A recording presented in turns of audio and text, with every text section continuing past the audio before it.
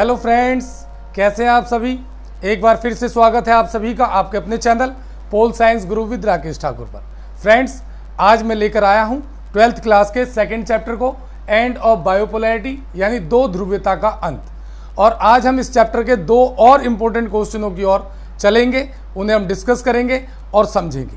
Friends, last video के अंदर मैंने आप लोगों को बताया था कि वाई वाज यूएसएसआर डिसइंटीग्रेटेड, कि यूएसएसआर डिसइंटीग्रेट क्यों हुआ। आज उसके साथ साथ मैंने आप लोगों को उसी वीडियो के अंदर यह भी बताया था कि क्या इम्पैक्ट पड़ा था, किस तरह का असर पड़ा था बाहर की दुनिया के ऊपर यूएसएसआर के डिसइंटीग्रेशन का। और आज का जो क्वेश्चन है हमारा वो है फ्रेंड्स कि what were the consequences of disintegration of USSR on the countries like India. Bharat जैसे देशों के ऊपर फ्रेंड्स क्या असर पड़ा था यूएसएसआर के डिसइंटीग्रेशन का। ये तो हमने समझ लिया कि 1991 में यूएसएसआर का डिसइंटीग्रेशन हुआ। यूएसएसआर जो 15 कंट्रियों का मिला हुआ एक देश था फ्रेंड्स, वो 15 छोटे छोटे भागों में बट गया था। और उसका वर्ल्ड पर क्या असर पड़ा ये हम पढ़ चुके हैं, लेकिन यहाँ पर स्पेसिफिक ये क्वेश्चन पूछा जा रहा है हमसे कि इंडिया जैसी कंट्रीज के ऊपर यूएसएसआर के डिसइंटीग्रेशन का क्या असर पड़ा। तो इसे हम अलग अलग पार्ट्स में बांट सकते हैं फ्रेंड्स। सबसे पहला है इकोनॉमिक। इकोनॉमिक में हम कह सकते हैं कि हमारी आज़ादी के बाद से यूएसएसआर से हमें कई तरह की इकोनॉमिक हेल्प मिली थी फ्रेंड्स। हमें भिलाई का इस्पात केंद्र रहा हो, बोकारो का इस्पात केंद्र रहा हो, कई तरह की मशीनरीज इस्टेब्लिश करने में, कई तरह के पुल बनवाने में यूएसएसआर से हमें बहुत मदद मिली थी इकोनॉमिक तौर पर उस दौरान, जो कि 1991 के उसके डिसइंटीग्रेशन के बाद लगभग मिलना जो है बंद हो गया गाइस। तो ये पहला असर पड़ा इंडिया जैसी कंट्रीज के ऊपर, इकोनॉमिक इम्पैक्ट जो हम कहते हैं, इकोनॉमिक इफेक्ट हम कहते हैं, जो पड़ा इंडिया जैसी कंट्रीज के ऊपर यूएसएसआर के डिसइंटीग्रेशन का। दूसरा पॉइंट है फ्रेंड्स पॉलिटिकल। पॉलिटिकल के अंदर हम ये कह सकते हैं कि हमें यूएसएसआर से ना केवल इकोनॉमिक हेल्प मिली फ्रेंड्स, बल्कि हमें वहां से पॉलिटिकल हेल्प भी मिली। आप जानते हैं जब 1971 में हमारा पाकिस्तान के साथ वॉर हुआ, जिस वॉर में हमने बांग्लादेश को अलग देश अनाउंस किया, एक इंडिपेंडेंट कंट्री बनाने में हमने जहां बांग्लादेश की मदद की फ्रेंड्स, उस टाइम में यूएनओ के अंदर भारत के खिलाफ कार्रवाई करने की बात चल रही थी। उस कार्रवाई को किसने रोका फ्रेंड्स? यूएसएसआर ने रोका था। यानी अपनी वीटो का यूज करके यूएसएसआर ने हमारे ऊपर यूएनओ की कार्रवाई को होने से रोका था फ्रेंड्स। तो ये एक बहुत बड़ी पॉलिटिकल हेल्प थी हमारे लिए। लेकिन 1991 में जब यूएसएसआर का डिसइंटीग्रेशन हुआ, उसके बाद से इस तरह की हेल्प मिलनी भारत जैसे देशों को बंद हो गई। तीसरा पॉइंट है फ्रेंड्स मिलिट्री हेल्प। यूएसएसआर से हमें लगातार मिलिट्री हेल्प भी मिली फ्रेंड्स, चाहे वो 1965 का वॉर रहा हो या 1971 का वॉर रहा हो। इन दोनों वॉर्स में जो वेपन्स हमने यूज किए, मोस्टली हमें वो हेल्प जो है वो यूएसएसआर से ही मिला था फ्रेंड्स। और आज 1991 के डिसइंटीग्रेशन के बाद हमें ये हेल्प मिलनी लगभग बंद हो गई है। इसके बाद है कल्चरल इंपैक्ट क्या पड़ा है फ्रेंड्स?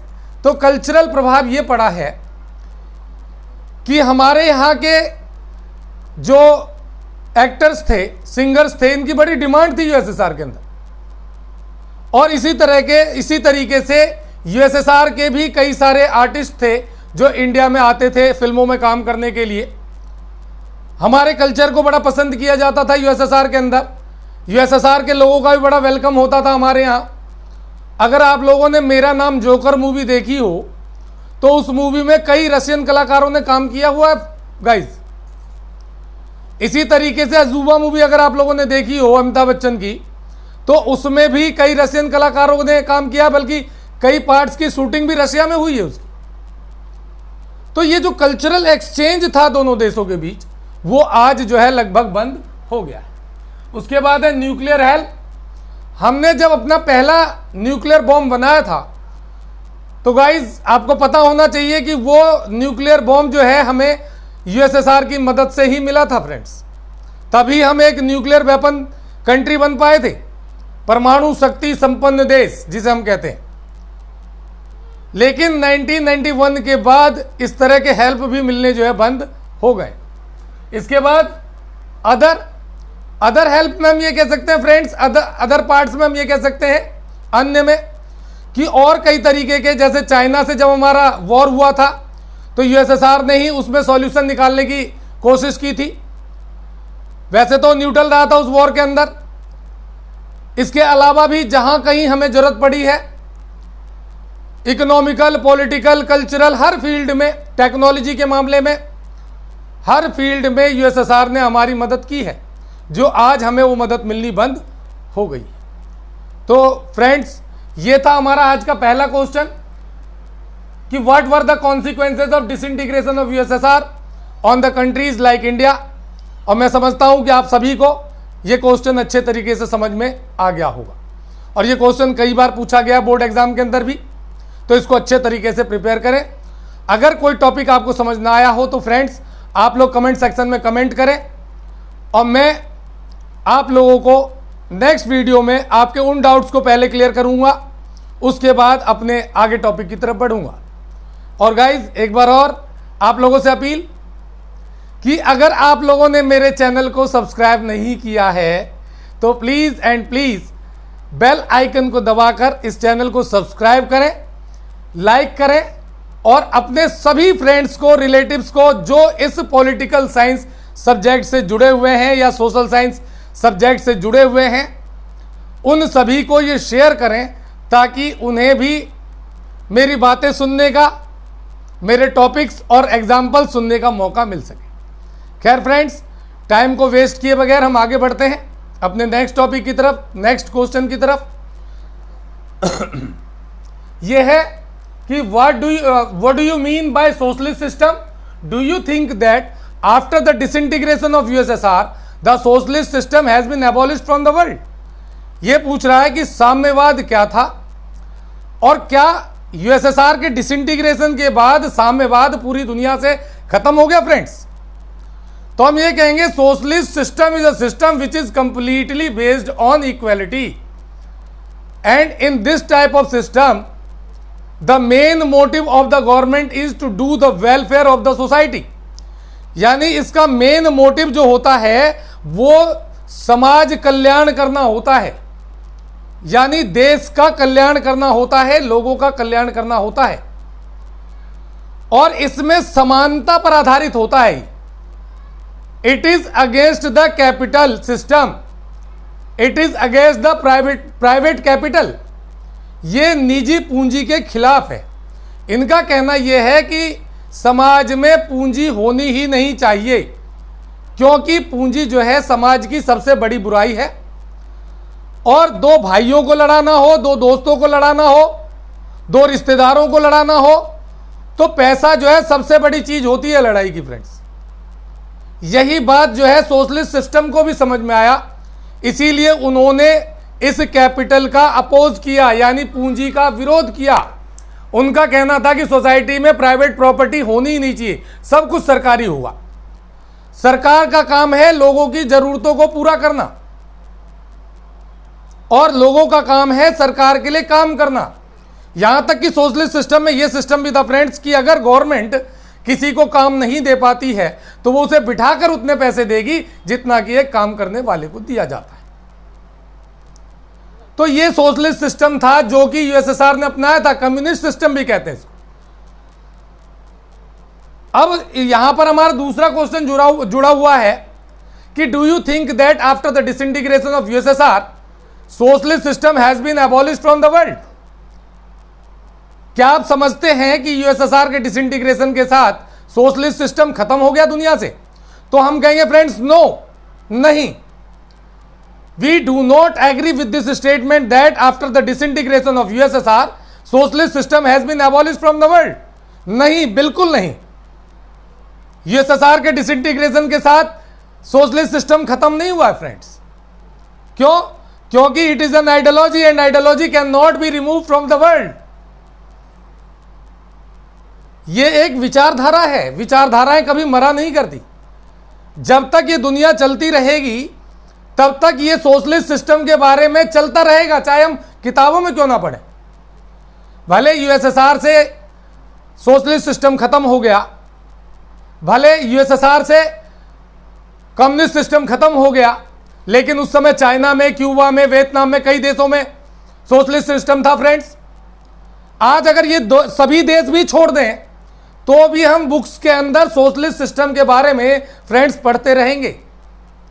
तो इसीलिए डियर स्टूडेंट्स, हम ये कह सकते हैं कि we do not agree with the statement that after the disintegration of USSR socialist system has been abolished from the world. तो ये हमारा दूसरा क्वेश्चन था आज का फ्रेंड्स। एक बार और आप लोगों को याद दिला दूं, जिन्होंने बाद में ज्वाइन किया हो, कि अगर आप लोगों ने मेरे चैनल को अभी तक सब्सक्राइब नहीं किया है तो प्लीज बेल आइकन को दबाकर, हाँ बिल्कुल सही सुना आप लोगों ने, बेल आइकन को दबाकर सब्सक्राइब करें, ताकि जितनी भी मेरी नई वीडियोस आती रहे वो सभी आप लोगों तक पहुंचती रहे। और एक और खबर आप लोगों को दे रहा हूं मैं आज, कि बहुत जल्दी मैं 9-10 की सीरीज तो ला ही रहा हूं, साथ ही साथ जो करंट इवेंट्स इस समय चल रहे हैं देश के अंदर, उनके ऊपर भी मैं वीडियो लेकर आने वाला हूं फ्रेंड्स। तो आप लोग देखते रहें इसी तरीके से मेरे चैनल को, और जिन्होंने सब्सक्राइब नहीं किया वो जल्दी से सब्सक्राइब कर लें, लाइक करें और बहुत सारा शेयर करें मेरे चैनल को। ठीक है, आगे बढ़ते हैं। अब इसके बाद हमारा अगला टॉपिक है फ्रेंड्स 1 मार्क क्वेश्चन। इस चैप्टर में कई सारे 1 मार्क के क्वेश्चन भी बनते हैं फ्रेंड्स। सबसे पहला क्वेश्चन है, when was the wall of Berlin broken? Berlin की दीवार कब गिराई गई थी? तो 9 नवंबर 1989 में। इसके अलावा which republic wanted to stay with Soviet Union? वो कौन सा रिपब्लिक था जो सोवियत यूनियन के साथ रहना चाहता था डिसइंटीग्रेशन के बाद भी? तो वो था मिडिल एशियन रिपब्लिक, यानी मिडिल एशिया का जो रिपब्लिक था फ्रेंड्स, वो यूएसएसआर के साथ ही रहना चाहता था। इसके बाद which republics announced disintegration of Soviet Union? किन रिपब्लिकों ने सोवियत यूनियन के डिसइंटीग्रेशन को अनाउंस किया था? तो रशिया, यूक्रेन और बेलारूस, ये 3 कंट्रियां थी, ये 3 पार्ट्स थे यूएसएसआर के, जिन्होंने यूएसएसआर के डिसइंटीग्रेशन का अनाउंसमेंट सबसे पहले किया था। इसके अलावा who played an important role in the disintegration and coup against the Soviet Union? Soviet Union के खिलाफ सबसे पहले विद्रोह किसने किया, आंदोलन किसने शुरू किया? तो सोवियत के लीडर थे बोरिस यात्सेन, जिन्होंने यूएसएसआर के डिसइंटीग्रेशन को फ्रेंड्स स्टार्ट किया था, यानी इन्होंने ही सबसे पहले मूवमेंट शुरू किया था। इसके बाद इन विच 2 रिपब्लिक्स डिड सेक्शनिस्ट मूवमेंट होल्ड? किन 2 क्षेत्रों के अंदर सेक्शनिस्ट मूवमेंट स्टार्ट हुआ था? तो चेचन्या एंड दागिस्तान, ये 2 पार्ट्स थे जहां पर यह मूवमेंट स्टार्ट हुआ था। इसके अलावा who had directed shock therapy model? Important question है फ्रेंड, ये 1 मार्क में कई बार पूछा गया, पूछा जा सकता है आगे भी, कि who had directed shock therapy model? Shock therapy का मॉडल किसने डायरेक्ट किया था, किसने बनाया था? तो फ्रेंड्स वर्ल्ड बैंक और आईएमएफ, ध्यान रखेंगे आप लोग, वर्ल्ड बैंक और इंटरनेशनल मॉनेटरी फंड, इन्होंने इसको डायरेक्ट किया था। इसके बाद right the full form of CIS. CIS का फुल फॉर्म क्या था? तो कॉमनवेल्थ ऑफ इंडिपेंडेंट स्टेट्स, ये इसकी फुल फॉर्म थी फ्रेंड्स। इसके अलावा where did the extensive struggle happens in Balkan area? कहां पर सबसे ज्यादा विद्रोह हुआ था बाल्कन एरिया में? तो यूगोस्लाविया के अंदर फ्रेंड्स। तो ये कुछ हमारे सेकेंड चैप्टर के इंपॉर्टेंट 1 मार्कर क्वेश्चन थे फ्रेंड्स। मैं समझता हूं कि आप सभी को ये सारे टॉपिक अच्छे तरीके से समझ में आ गए होंगे। अगर किसी को किसी भी क्वेश्चन में कोई डाउट रहा हो तो आप कमेंट सेक्शन में लिखें, बार बार कहता हूं मैं इस बात को। मैं अपनी नेक्स्ट वीडियो में पहले आप लोगों को उन सभी डाउट्स को क्लियर करूंगा फ्रेंड्स, उसके बाद अपनी आगे की वीडियो को शुरू करूंगा।